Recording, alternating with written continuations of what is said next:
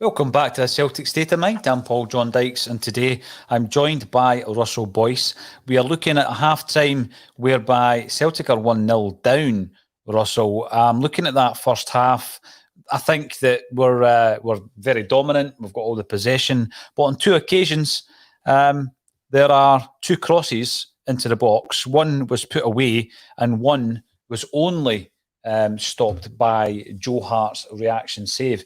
That concerns me greatly because it doesn't matter how well you're doing going forward if you can't defend a cross. So I'm going to start off with that. Yes, we'll look at any positives we can extract from that first half. But 24 minutes in, we're a goal down. Andrew Shinnie scores the goal.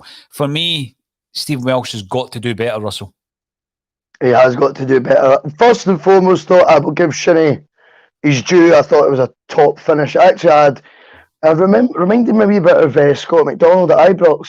I don't know if you remember that volley, like that sort of mirror image of it. Yep. Spin the defender and volley it in the far top corner. So he did really well. Welsh is the guy at fault, absolutely, and Joe Hart has absolutely no chance. To be fair, Joe Hart nearly had no chance for the one he did save, and that is our reaction save. That has kept us in it, because I think if we were 2 down right now, I think it'd be the busiest halftime ACSOM show ever.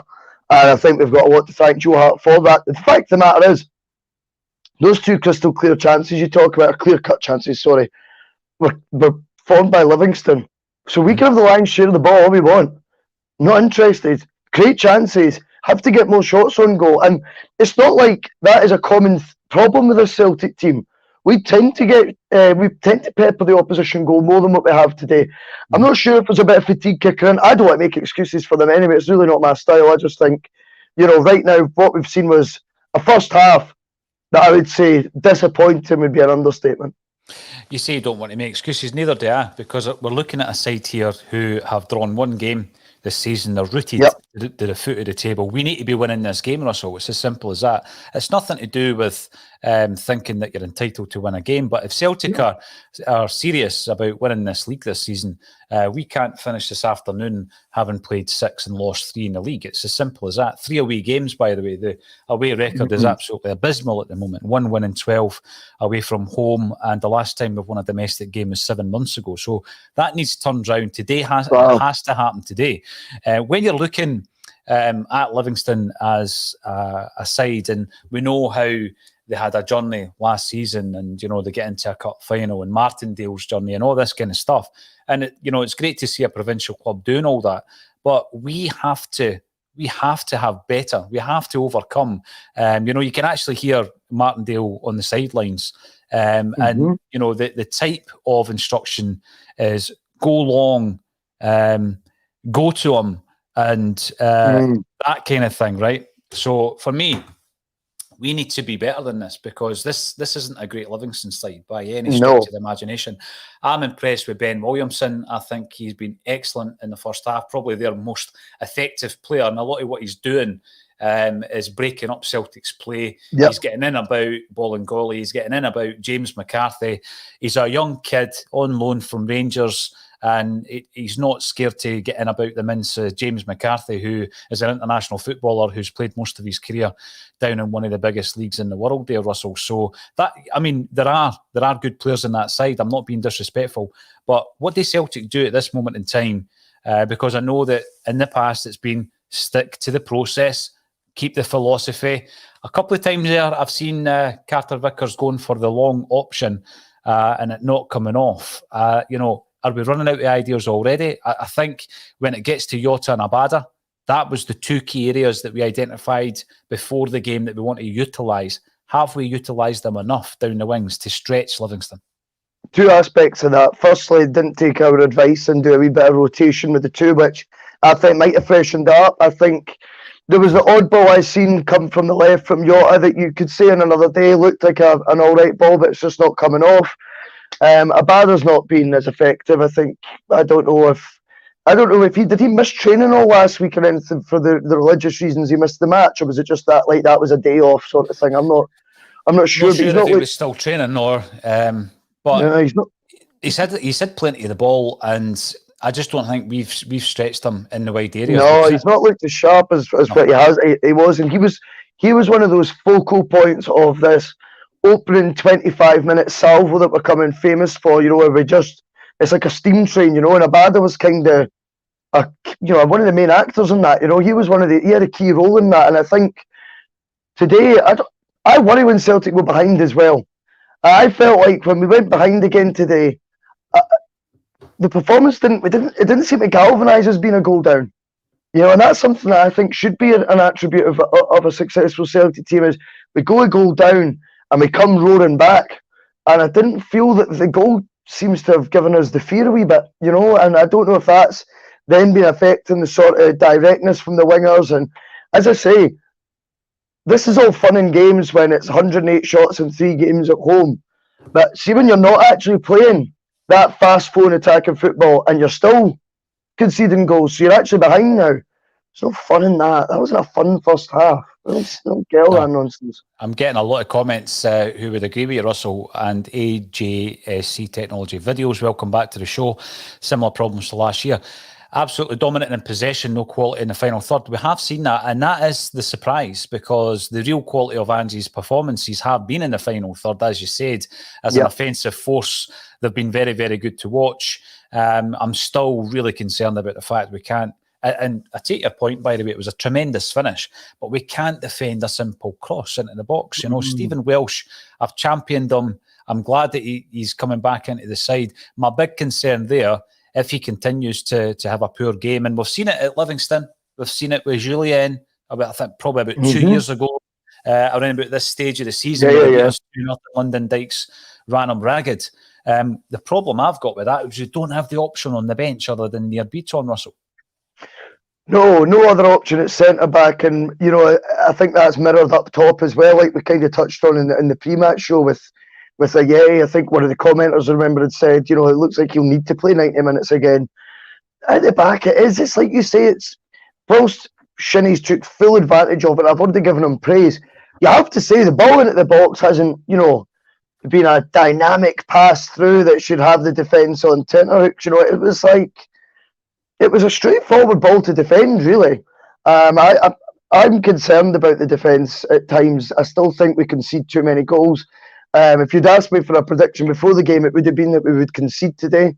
And that's proven to be the case. Obviously, that's hindsight and all that now. But we do look like we're going to concede at least 1 goal every game. Whether it be Stephen Welsh's fault this time or not, it'll be someone's fault every time. But I just don't see us keeping clean sheets right now away from home. I don't see any. We conceded 2-2. Was it Jablonec? They were terrible. They were absolutely rubbish. Livingston are coming into this in the back of 0 wins in 5 games. Confidence must be down, yet they're playing to a crowd that's 7,000 Celtic supporters, and yet they're again competing with us quite comfortably. And the worst thing that could have happened for us today was going a goal down, because the way Livingston set up was they were going to be hard to break, and you could tell we've not created as many chances as we normally do.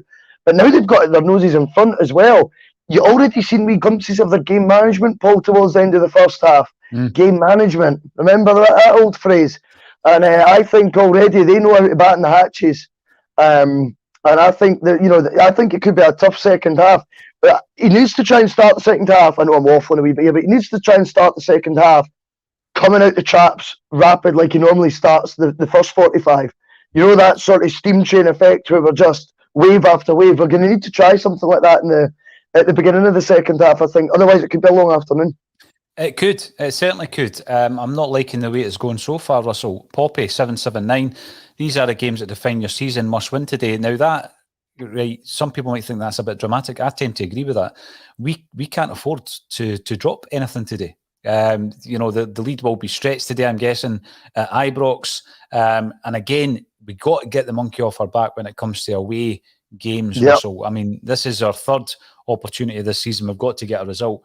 And there's also Mick Carr coming in. Doesn't matter a jot of Livy are anti-football. And I think they are anti-football, because, the fouls, the bookings, the breaking up of the play, it's not great to watch. We've still got to beat them. We've got to beat whatever opposition are throwing at us. Joe Hart has earned his spurs again. As soon as he made that save, he takes a look at the centre half thinking, why on earth am I having to make this save? And I think that, when I'm also looking at things like we're not playing corners in, we're not crossing corners in, Russell. We're trying to play a short one to Abada or Jota so that we can then try and play it again as soon as possible, get it back into possession. And that's something I noticed actually on Thursday night as well. When you're doing that, though, you've got to get the ball in and you've got to get someone on the end of it. We've not done it. If indeed we decide we need to mix it up top, what's your option? This is my issue as well. So if you've got an issue with Stevie Welsh at the back, what can you do? You're bringing on Nir Bitton to play out of position. If you've got an issue with Ayeti up front, what option do you have? You're then looking at Abada or Jota playing through the middle and bringing on someone like Mikey Johnson who hasn't kicked a ball in months. Well, he's already picked Bolingoli today, who I actually don't think's played particularly bad, but he's not played a game in months either. So, I don't think that we can use that as an obstacle. But I take your point, the options to Postecoglou personnel-wise, Paul, aren't great at this moment in time. And I think that's fair. You made a point in the WhatsApp group chat on Thursday, which I kind of took on board, despite being on the other side of the fence in the debate. When you listed the players, I kind of thought, well, do you know what? That's fair. But every manager has a multitude of options that are ever changing as a game progresses that don't necessarily mean personnel. And I wonder if we were told, and again, we can only go by the sort of, because we didn't really know much about Postecoglou when he was hired. So we got on guys from Australian, Japanese media and things like that to sort of talk us through how he was. And the vibe you got was he won't change his principles or his style for anything.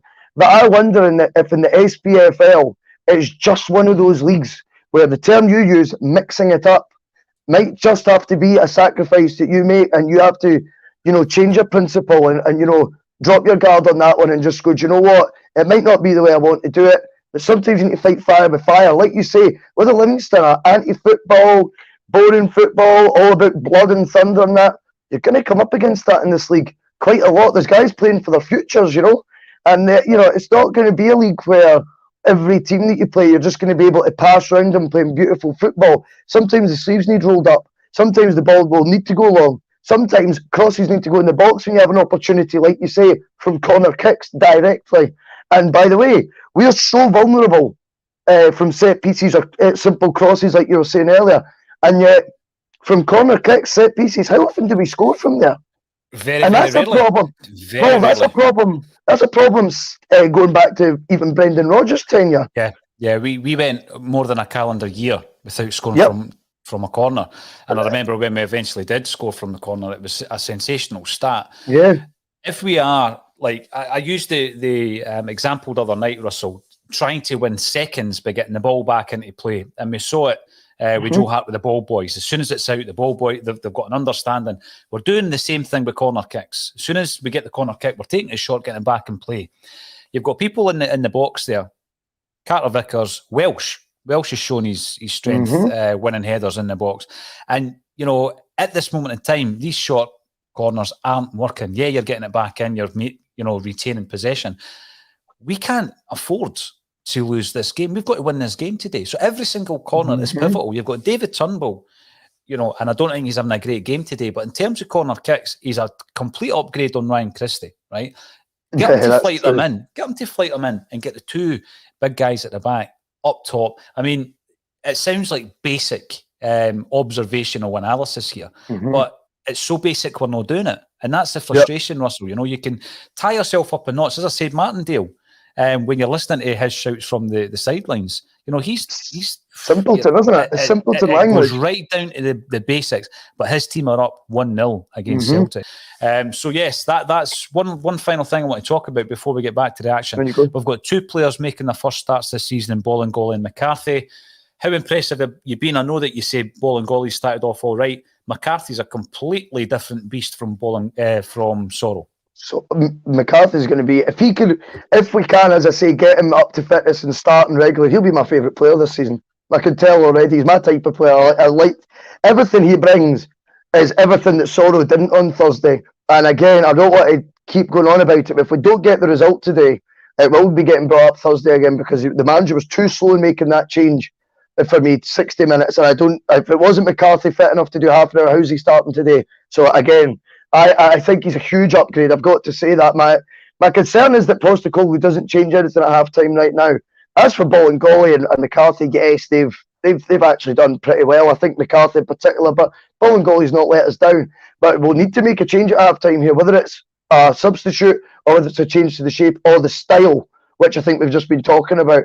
He has to make decisive action here. Because see, the two things that you spoke about, Paul, is asking the question of Livy, i.e. by putting in a corner direct. We ain't done that. Now, what was the one criticism of Celtic last season with Rangers? We never asked a question of them as they went into the distance. They're going to be 6 clear by the end of play today if this stays the same. And before you know it, you're not asking questions of them and you see the same movie again. So you've got to keep them under pressure because I don't know how they'll react to that. You know? First corner, 46 minutes on the clock, and we play it short, Russell, just for your info. So we're back on the action. Thanks for that. we're back into the action, and let's see how we do in the second half. Now, no worries, mate. At full time, we will be joined also by Kevin Graham.